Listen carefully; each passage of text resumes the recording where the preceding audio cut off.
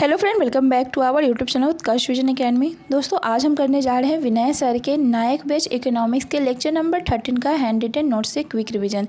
इससे पहले हमने लेक्चर 1 से 12 तक का रिवीजन करा दिया है, तो जिन्होंने उसे नहीं देखा है वे हमारे चैनल के प्लेलिस्ट में जाकर देख सकते हैं। तो आइए आज की क्लास को शुरू करते हैं। आज का हमारा टॉपिक है मुद्रा, जो कि इसका पार्ट नंबर 2 रहने वाला है। पिछली क्लास में हम लोग जो है वस्तु विनिमय प्रणाली के बारे में जान रहे थे।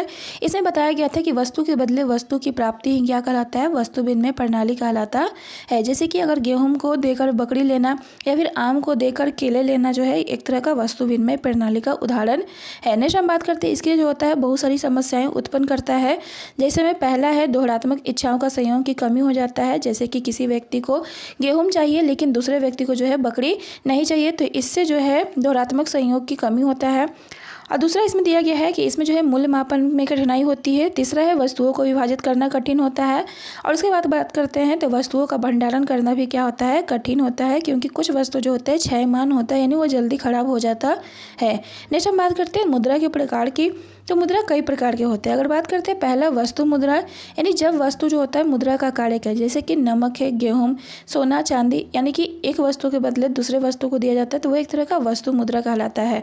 नेक्स्ट हम बात करते हैं प्लास्टिक मनी की। तो प्लास्टिक मनी वैसा मनी होता है जो प्लास्टिक का बना होता है, जैसे कि क्रेडिट कार्ड हो गया, डेबिट कार्ड हो गया या फिर एटीएम कार्ड हो गया।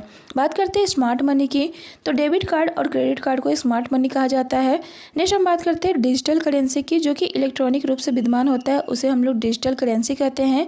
और इसका प्रयोग जो होता है ऑनलाइन ट्रांजैक्शन के लिए किया जाता है। जैसे कि एग्जांपल में हम लोग देख सकते हैं क्रिप्टो करेंसी, जो कि बिटकॉइन है, एथेरियम है, और ई रुपये, जो कि आरबीआई द्वारा दिया जाता है। नेक्स्ट हम बात करते हैं पेपर करेंसी की। तो जिसका निर्माण जो होता है पेपर यानी कागज के द्वारा होता है, उसी को हम लोग पेपर करेंसी कहते हैं। जैसे भारतीय कागजी जो नोट है वो जो है पेपर करेंसी का एग्जाम्पल है। नेक्स्ट हम बात करते हैं धातु मुद्रा के बारे में। तो जो मुद्रा जो होता है धातु का बना होता है, उसे हम लोग धातु मुद्रा कहते हैं। इसके अंदर जो है सिक्कों का रखा जाता है, और सिक्के जो होता है चांदी का, सोना का, तांबा का या फिर कांसा का हो सकता है। नेक्स्ट हम बात करते हैं आगे वैधानिक मुद्रा के बारे में।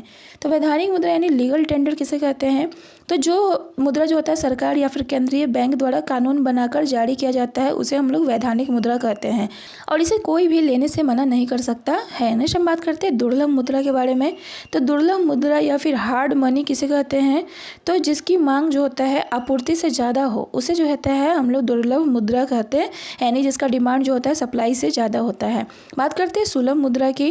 तो जिसकी मांग जो होता है आपूर्ति से कम होता है, उसे सुलभ मुद्रा कहते हैं, यानी इसमें डिमांड जो होता है सप्लाई से कम होता है। नेक्स्ट हम बात करते हैं आगे, यहाँ पर दिया गया हॉट मनी के बारे में। तो हॉट मनी यानी गर्म मुद्रा जो है किसे कहते हैं, जिसमें जो है शीघ्र पलायन करने की प्रवृत्ति होता है, उसे हम लोग हॉट मनी के नाम से जानते हैं। जैसे कि एग्जाम्पल में हम लोग देख सकते हैं डॉलर।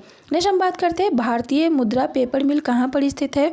तो भारतीय मुद्रा पेपर मिल जो है होशंगाबाद, नर्मदापुरम, मध्य प्रदेश में स्थित है। नेक्स्ट हम बात करते हैं स्याही निर्माण कारखाना कहाँ स्थित है।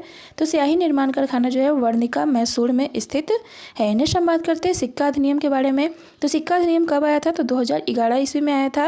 और भारत सरकार अधिकतम जो है कितने रुपए का सिक्का जारी कर सकता है, भारत सरकार जो है अधिकतम 1000 रुपये का सिक्का जारी कर सकता है। नेक्स्ट हम बात करते हैं भारतीय कागजी नोट पर जो है कितनी भाषाओं का उल्लेख किया गया है। तो वर्तमान में जो है भारतीय कागजी नोट पर जो है कुल जो है 17 भाषा का उल्लेख किया गया है, हिंदी और अंग्रेजी को शामिल करके। इसके अलावा देख सकते हैं कि हिंदी और अंग्रेजी के अलावा कौन कौन सा इसमें भाषा होता है। तो पहला इसमें दिया गया है आसामी भाषा होता है, बंगाली होता है, गुजराती, कन्नड़, कश्मीरी, कोंकणी और मलयालम, मराठी, नेपाली, उड़िया, पंजाबी और संस्कृत, तमिल और तेलुगु होता है।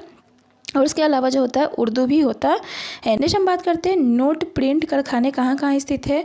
तो नोट प्रिंट कारखाना जो है 4 जगह पर स्थित है। पहला है देवास, जो कि मध्य प्रदेश में है। दूसरा है नासिक, जो महाराष्ट्र में है। तीसरा है मैसूर, जो कि कर्नाटक में है। और अगर बात करते हैं सालबोनी, जो कि पश्चिम बंगाल में स्थित है। नेक्स्ट हम बात करते हैं आगे सिक्कों के टकसाल के बारे में।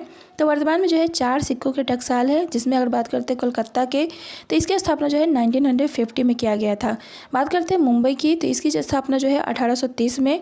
और हैदराबाद मिंट की स्थापना जो है 1903 में और नोएडा मिंट की स्थापना जो है 1989 में किया गया था। नेक्स्ट हम बात करते हैं यहाँ पर कुछ सिक्कों के टकसाल के चिन्ह के बारे में दिया गया है। यानी कलकत्ता मिंट की बात करते हैं तो इसमें जो होता है नो मार्क होता है।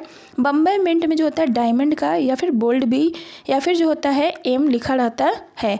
उसके बाद बात करते हैं बॉम्बे मिंट में यू का आकार भी होता है। हैदराबाद मिंट की बात करते हैं तो स्प्लिट डायमंड होता है, यानी कि कटा हुआ डायमंड होता है। हैदराबाद मिंट में जो होता है डायमंड के अंदर जो होता है डॉट भी होता है। हैदराबाद मिंट में जो होता है स्टार भी बना होता है।